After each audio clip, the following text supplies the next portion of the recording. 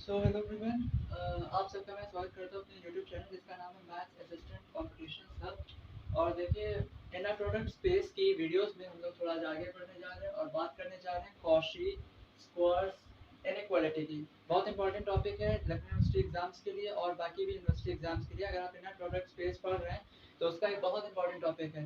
देखिए, बहुत बढ़िया से मैं एक्सप्लेन करूँगा आपको आशा करता हूँ समझ में भी बहुत बढ़िया आएगा।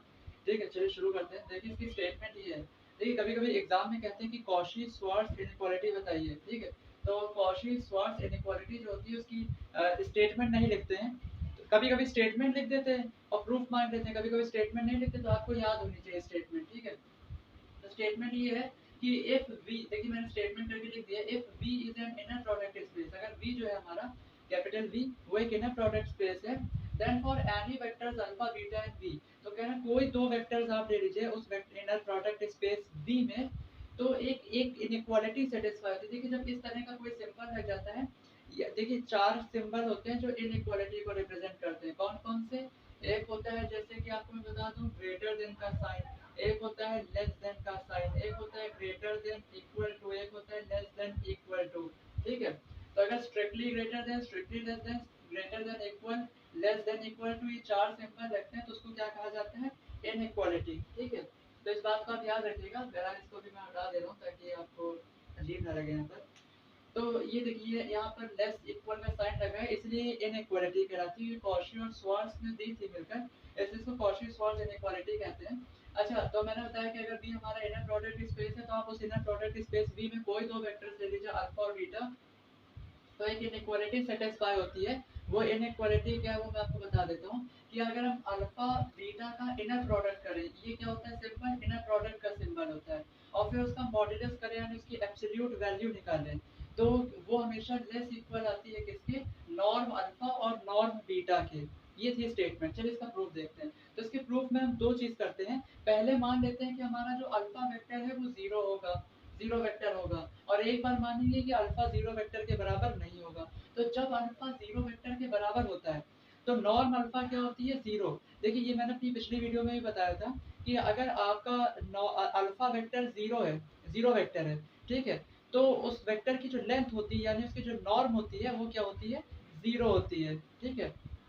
ये तो आप जो पहले 12th में वेक्टर्स पढ़ा होगा तब भी आपने पढ़ा होगा, है ना?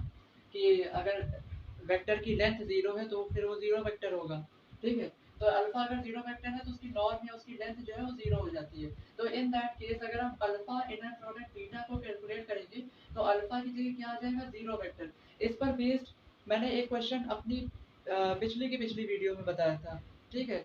तो सेकंड, तो आप उसको देख लीजिएगा। मेरी जितनी भी वीडियोस हैं इनर प्रोडक्ट पे आप उनको कवर करिए, आपको मिल जाएगा। तो देखिए, जीरो वेक्टर यहाँ पर है। अब देखिए, जीरो वेक्टर को कैसे लिखा जा सकता है? Zero scalar multiply by zero vector. इसके बारे में मैं आपको बता दूं कि एक्चुअली होता क्या है। अगर आपको मैं इसको समझाऊं तो आप देखिए, यहाँ पे थोड़ी जगह है या नीचे मैं यहाँ पे समझा दे रहा हूँ, ठीक है? देखिए, अगर हमारा अगर हमारा अल्फा एक वेक्टर है जो कि वेक्टर स्पेस मान लीजिए वी को बिलोंग कर रहा है, और एक स्केलर है हमारे पास सी जो कि किसी फील्ड को बिलोंग करेगा। ऑब्वियस सी बात है कि फील्ड स्केलर फील्ड को बिलोंग करते हैं। तो आपने पढ़ा है कि वेक्टर स्पेस की एक प्रॉपर्टी होती है जिसको ऑपरेशन होता है, प्रॉपर्टी नहीं एक्चुअली ऑपरेशन होता है, इसको हम स्केलर मल्टीप्लिकेशन कहते हैं।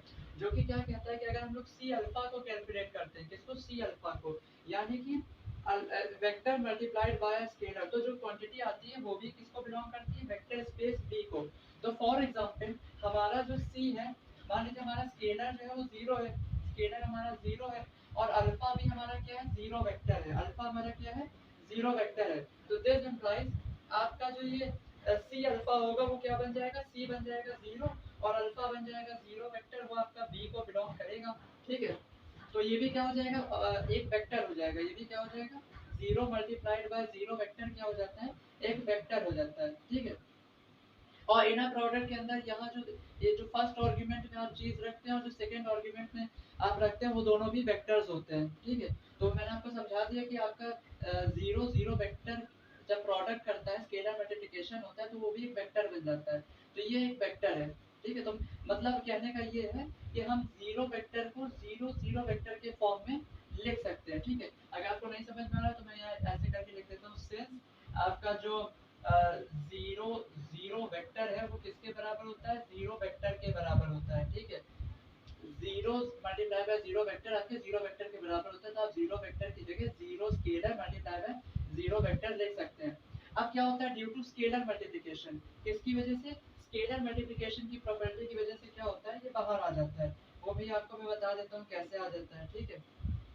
ये बाहर कैसे आएगा, देखिए अगर आपका कभी ऐसे लिखा हो C alpha inner product beta, ठीक है, तो ये स्केलर जो सी होता है ड्यू टू लिनियरिटी प्रॉपर्टी ये क्या हो जाता है, बाहर आ जाता है, ये बन जाता है C alpha inner product beta, ठीक है।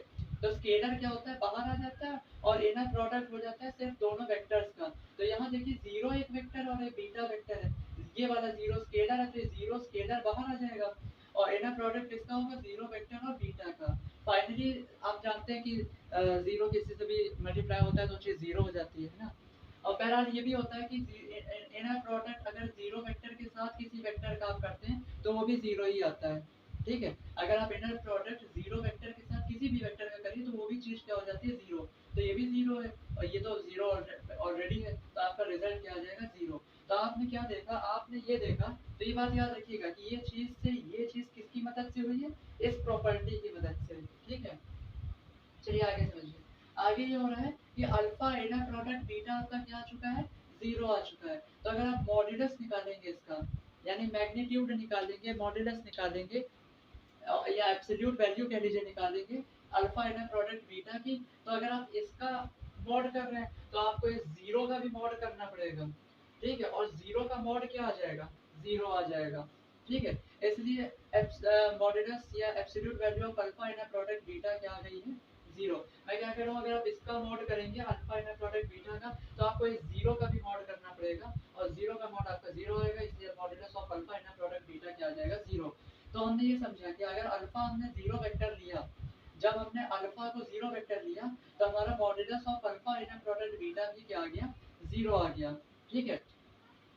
और अगर हम लोग इसको कैलकुलेट करें नॉर्म अल्फा नॉर्म बीटा को, ठीक है, तो अगर आप इसको कैलकुलेट करेंगे तो देखिए आपका क्या हो जाएगा। सिंपल सी बात है, वैसे ना भी बताना चाहूँगा, नीचे बता देता हूँ। देखिए अगर आपने ध्यान दिया हो कि हमारा अल्फा जब जीरो वेक्टर है तो नॉर्म अल्फा जीरो है, तो अगर हम लोग इसको कैलकुलेट करेंगे इसको नॉर्म अल्फा को और प्रोडक्ट उसका निकालेंगे नॉर्म बीटा के साथ, तो सिंपल सी बात देखिए आप नॉर्म अल्फा आपका क्या है, जीरो, तो जीरो का प्रोडक्ट कर रहे हैं नॉर्म बीटा के साथ, तो कॉमन सी बात है कि वो भी क्या आ जाएगा, जीरो आ जाएगा, ठीक है। इसलिए मैंने लिखा है कि नॉर्म अल्फा का प्रोडक्ट जब नॉर्म बीटा के साथ किया जा रहा है तो वो जीरो आ रहा है, वो देखिए कारण मैंने यहाँ पे बता दिए, क्यों, क्योंकि आपका नॉर्म अल्फा क्या है, जीरो है, ठीक है। तो ये हमने समझ लिया, इसको मैं मिटा दे रहा हूँ, आप वीडियो रोक कर देख सकते थे जो हमने लिखा है, ठीक है। तो हमने समझा कि जब हमारा अल्फा जीरो वेक्टर है तो modulus of alpha inner product beta भी जीरो आएगा, नॉर्म अल्फा नॉर्म बीटा का भी प्रोडक्ट जीरो आएगा, तो ये भी जीरो है और मतलब ये चीज़ भी जीरो है, ये चीज़ भी जीरो है, तो आपकी ये वाली स्टेटमेंट सेटिस्फाई हो रही है ना, दोनों बराबर हैं, इसकी भी वैल्यू जीरो है, इसकी भी वैल्यू जीरो है, हमारी इनइक्वालिटी क्या लगी है, लेस देन हो या तो इक्वल टू हो, यहाँ इनइक्वालिटी क्या लगी है, लेस देन हो या तो इक्वल टू हो, तो चलिए लेस देन तो नहीं है, बिल्कुल ठीक बराबर है, इक्वल टू है, ठीक है। तो मतलब ये इनइक्वालिटी सेटिस्फाई हो रही है, वैलिड है कि modulus of alpha in product beta less equal है नॉर्म अल्फा नॉर्म बीटा की प्रोडक्ट है, क्योंकि दोनों की वैल्यू बराबर आई है, ठीक है। तो ये चीज़ तो तब हुई जब आपने अल्फा को जीरो वेक्टर लिया। अब हम एक काम करते हैं, हम अल्फा को क्या ले लेते हैं, नॉन जीरो वेक्टर ले लेते हैं। तो नॉन जीरो वेक्टर अगर हम अल्फा को ले लेंगे तो उसकी नॉर्म क्या आ जाएगी, ग्रेटर देन जीरो। ये आप याद रखिएगा कि अगर आपका अल्फा जो है वो जीरो वेक्टर होता है, ठीक है, अगर अल्फा आपका जीरो वेक्टर होता है तो अल्फा की जो नॉर्म आती है वो जीरो आती है, पर अगर आपका अल्फा जो है वो नॉन जीरो वेक्टर होता है तो उसकी नॉर्म जो आएगी वो हमेशा ग्रेटर देन जीरो आएगी, क्यों, क्योंकि लेंथ कभी भी नेगेटिव नहीं होती है। आपके पास दो चॉइसेस थी, अगर आपका अल्फा वेक्टर जीरो वेक्टर के बराबर था तब तो नॉर्म अल्फा जीरो है, पर अगर आपका अल्फा वेक्टर जीरो वेक्टर के बराबर नहीं है तो नॉर्म अल्फा के पास दो चीज़ें थी, दो चॉइसेस थी, वो ग्रेटर देन जीरो भी हो सकती थी या लेस देन जीरो भी हो सकती थी, ठीक है।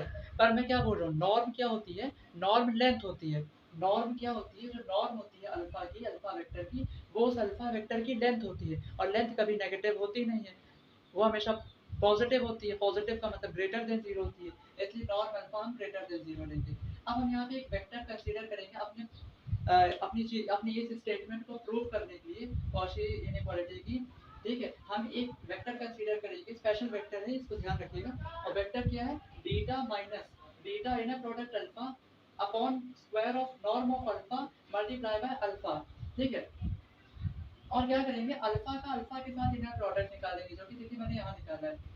तो जब हम अल्फा का अल्फा के साथ इनर प्रोडक्ट करेंगे तो अल्फा की वैल्यू को रखिए, अल्फा की वैल्यू को पहले मैंने एक बार लिख दिया, फिर इनर प्रोडक्ट की लाइन स्ट्रेट लाइन खींची, फिर इसी वेक्टर को दोबारा लिख दिया। अब देखिए क्या होगा, पहले बीटा का इनर प्रोडक्ट होगा इस पूरी चीज के साथ, ठीक है। तो देखिए बीटा, इस पहले वाले बीटा को मैंने लिखा और इनर प्रोडक्ट करा दिया इस पूरे वेक्टर के साथ, beta minus beta inner product alpha square of norm of alpha multiply by alpha minus, फिर मैं क्या करूंगा, इस स्केलर को बाहर निकालूंगा क्योंकि ये स्केलर है। बीटा इनर प्रोडक्ट अल्फा जो है, इनर प्रोडक्ट से जो भी वैल्यू आपको मिलती है वो स्केलर होती है, ठीक है। और square of norm of alpha भी क्या होता है, स्केलर होता है, ठीक है। क्योंकि लेंथ आपको क्या मिलती है, एक रियल नंबर के फॉर्म में मिलेगी ना, तो वो आपकी स्केलर होगी, तो उसको हम बाहर कर ले रहे हैं, ठीक है। तो square of norm of alpha को भी हमने बाहर कर लिया, बीटा इनर प्रोडक्ट अल्फा को भी बाहर कर लिया, बिकॉज़ दीस आर स्केलर्स, ये वेक्टर्स नहीं है, और इनर प्रोडक्ट वेक्टर का होता है, ठीक है। अल्फा पर आपका वेक्टर है, तो अल्फा का हम इनर प्रोडक्ट करेंगे इस पूरी चीज के साथ। तो देखिए मैंने यहाँ पे अल्फा के साथ beta minus beta inner product alpha square of norm of alpha alpha लिख दिया। ये चीज किसकी मदद से हुई है, उस प्रॉपर्टी को आप जानते हैं क्या कहते हैं हम लोग, लीनियरिटी प्रॉपर्टी। आगे बढ़ते हैं। अब देखिए फिर से लीनियरिटी प्रॉपर्टी लगेगी। अब बीटा का इनर प्रोडक्ट बीटा के साथ होगा, तो मैंने यहाँ लिख दिया। फिर क्या होगा, देखिए ये स्केलर है, अभी मैंने आपको समझाया, और स्केलर इनर प्रोडक्ट के अंदर नहीं रहता है, उसका इनर प्रोडक्ट नहीं होता है, तो हम इसको बाहर निकालेंगे। पर एक एक नियम याद रखिएगा, एक रूल याद रखिएगा कि जब आप सेकंड आर्गुमेंट से स्केलर को बाहर निकालते हैं तो उसके ऊपर कॉन्जुगेट लग जाता है, ठीक है। जब सेकंड वाले आर्गुमेंट से इनर प्रोडक्ट के सेकंड आर्गुमेंट से स्केलर को बाहर निकाला जाता है तो उसके ऊपर कॉन्जुगेट लग जाता है। तो जब मैं इसको बाहर निकालूंगा तो इसके ऊपर कॉन्जुगेट लग जाएगा, ठीक है। तो देखिए बीटा इनर प्रोडक्ट अल्फा के ऊपर बार लग जाएगा, नीचे square of norm of alpha रहेगा, और इस बीटा का भी इस अल्फा के साथ इनर प्रोडक्ट लिखा जाएगा। आगे बढ़ते हैं। ये स्केलर देखिए यहाँ पे लिखा हुआ है एज इट इज, मतलब इस चीज का पार्ट ये दोनों थे। अब देखिए ये यहाँ पे लिखा हुआ है। अब देखिए अल्फा का इनर प्रोडक्ट बीटा के साथ हो जाएगा। फिर इसके बाद वाले स्टेप में क्या होगा, ये देखिए ये माइनस का स्केलर मल्टीप्लाई होगा, देखिए ये वाला स्केलर बाहर आएगा, ठीक है। तो देखिए ये माइनस करके ये प्लस बन गया। ये beta inner product alpha upon square of norm of alpha यहाँ पे लिखा हुआ है। अब ये वाला स्केलर जब इनर प्रोडक्ट के बाहर आएगा तो इसके ऊपर कॉन्जुगेट लग जाएगा, सेम रीजन कि सेकंड आर्गुमेंट से जब स्केलर बाहर आता है तो उसके ऊपर कॉन्जुगेट लग जाता है, ठीक है। तो ये बीटा इनर प्रोडक्ट अल्फा का bar upon square of norm of alpha alpha inner product alpha लिखा जाएगा, ठीक है। अब देखिए इसके बाद क्या होगा, बीटा इनर प्रोडक्ट बीटा बन जाएगा square of norm of beta. ये देखिए ये square of norm of beta बन गया, होता है, याद रखिएगा, ठीक है। अगली चीज minus beta inner product alpha का कॉन्जुगेट लिखा हुआ है, बीटा इनर प्रोडक्ट अल्फा लिखा हुआ है, square of norm of alpha, इसमें कोई चेंज नहीं आया। यहाँ देखिए हमने क्या किया, अल्फा इनर प्रोडक्ट बीटा को पलट के लिख दिया, मतलब बीटा इनर प्रोडक्ट अल्फा को लिख दिया अल्फा इनर प्रोडक्ट बीटा, तो उसका कॉन्जुगेट बन जाएगा। क्योंकि इनर प्रोडक्ट अगर आपका यहाँ पे इनर प्रोडक्ट ऑपरेशन है और बी आपका इनर प्रोडक्ट स्पेस है, क्योंकि ये गिवन है बी हमारा इनर प्रोडक्ट स्पेस है, तो इसमें कौन सी प्रॉपर्टी होगी, सिंस आपको क्या गिवन है कि बी आपका क्या है, इनर प्रोडक्ट स्पेस, ठीक है। therefore by conjugate symmetry therefore by conjugate symmetry की वजह से आपका बीटा इनर प्रोडक्ट अल्फा किसके बराबर हो जाएगा, अल्फा इनर प्रोडक्ट बीटा के कॉन्जुगेट के। इसलिए देखिए हमने यहाँ पर बीटा इनर प्रोडक्ट अल्फा की जगह अल्फा इनर प्रोडक्ट बीटा का कॉन्जुगेट लिख दिया है, ड्यू टू दिस रीजन, ठीक है। देख लीजिए एक बार आप लोग, है ना। उसके आगे देखिए क्या होगा, तो ये यहाँ पर ये अल्फा इनर प्रोडक्ट बीटा का कॉन्जुगेट बन गया, बाकी देखिए अल्फा इनर प्रोडक्ट बीटा लिखा हुआ है, ये square of norm of alpha लिखा हुआ है। यहाँ देखिए हमने बीटा इनर प्रोडक्ट अल्फा, ये कॉन्जुगेट वाली चीज को पहले लिख दिया, इसको बाद में, कुछ नहीं, बस इन दोनों की पोजीशंस को इंटरचेंज करके यहाँ पे लिख दिया। अब देखिए square of norm of alpha, ये square of norm of alpha, alpha inner product alpha भी क्या बन जाएगा, square of norm of alpha. अब देखिए इसके आगे का प्रूफ थोड़ा सा है, वो मैं इधर लिखता हूँ। तो देखिए इसके आगे का मैंने इधर आपको बता रहा हूँ। तो होगा क्या, देखिए यहाँ पर ये नॉर्म अल्फा स्क्वायर आपको बनते दिख रहा होगा, ठीक है। तो ये दोनों एक दूसरे को कैंसिल आउट कर देंगे, और ये दोनों एक दूसरे को जैसे ही कैंसिल आउट करेंगे आपका देखिए क्या बच जाएगा, बाकी तीन टर्म्स जो मैंने यहाँ लिखे हैं वही तीन टर्म्स यहाँ पर भी लिखे हुए हैं। बस यहाँ पर क्या हुआ है, बीटा देखिए चौथा टर्म जो था उसमें बीटा इनर प्रोडक्ट अल्फा का conjugate beta inner product alpha, और नीचे square of norm of alpha सिर्फ एक रह जाएगा क्योंकि ये दोनों एक दूसरे को काट चुके हैं। अब देखिए ये वाला टर्म सेकंड टर्म और फोर्थ टर्म एक जैसे हैं, तो इस सेकंड टर्म और फोर्थ टर्म भी एक दूसरे को क्या कर देंगे, कैंसिल आउट कर देंगे, ठीक है। तो आपके पास क्या रह जाएगा फिर, square of norm of beta minus ये वाला term alpha inner product beta का conjugate alpha inner product beta upon square of norm of alpha, ठीक है। अब देखिए आपको एक रूल पता होना चाहिए कि अगर z हमारा c को बिलोंग करता है यानी कॉम्प्लेक्स फील्ड को, तो वो कॉम्प्लेक्स नंबर होगा। z हमारा कॉम्प्लेक्स नंबर जब होता है तो z कॉन्जुगेट का प्रोडक्ट करने पे वो मॉड्यूलस ऑफ z का स्क्वायर बनता है। ये क्लास 12 में क्लास 11 में आपने कॉम्प्लेक्स नंबर्स में पढ़ा होगा। तो उसी तर्ज पर यहाँ पर देखिए हमारा ये अल्फा इनर प्रोडक्ट बीटा का के साथ अल्फा इनर प्रोडक्ट बीटा का कॉन्जुगेट लिखा है, तो बिल्कुल इसी रूल के मुताबिक हम लिख देंगे modulus of square of modulus of alpha inner product beta. बाकी देखिए ये दोनों एज इट इज लिखे जैसे ऊपर लिखे थे। अब देखिए ये चीज हमारी क्या निकल कर आ रही थी, ये जो हम निकाल रहे थे ये क्या था, ये था गामा इनर प्रोडक्ट गामा। देखिए आपने गामा इनर प्रोडक्ट गामा से शुरुआत करी थी, और गामा इनर प्रोडक्ट गामा क्या होता है, वो square of norm of gamma होता है, और जो कि हमेशा कैसी वैल्यू लेता है, ग्रेटर इक्वल जीरो, है ना। वो पॉजिटिव होता है ना, हमारा पॉजिटिव रियल नंबर होता है। और इसी के साथ साथ अगर ये ग्रेटर इक्वल जीरो होगा, गामा इनर प्रोडक्ट गामा अगर ग्रेटर इक्वल जीरो है, तो इसका मतलब अब देखिए गामा इनर प्रोडक्ट गामा आपका इसके बराबर है, तो फिर ये वाला टर्म भी आपका क्या होगा, ग्रेटर इक्वल जीरो।